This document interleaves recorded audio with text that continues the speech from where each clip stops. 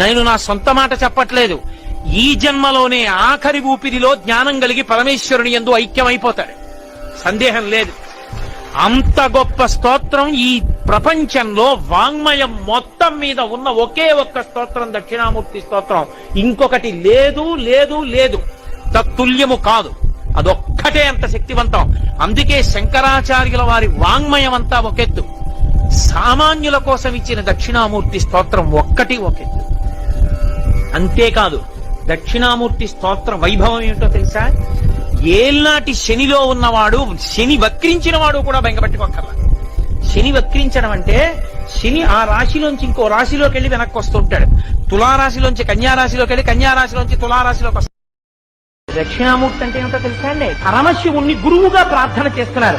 దక్షిణామూర్తి స్తోత్రానికి ఉన్న గొప్పతనం ఏమిటో తెలుసా అండి? తెలిసి కాని తెలియక కాని మీరు దక్షిణామూర్తి స్తోత్రం చదివితే గురుగ్రహం ఉద్దీపనం చెందుతుంది, గురుగ్రహం సంతోషాన్ని పొందుతుంది. గురుగ్రహం సంతోషిస్తే మిగిలినటువంటి గ్రహాలు ఇచ్చేటటువంటి దుష్ఫలితాల్ని తగ్గించేస్తుంది.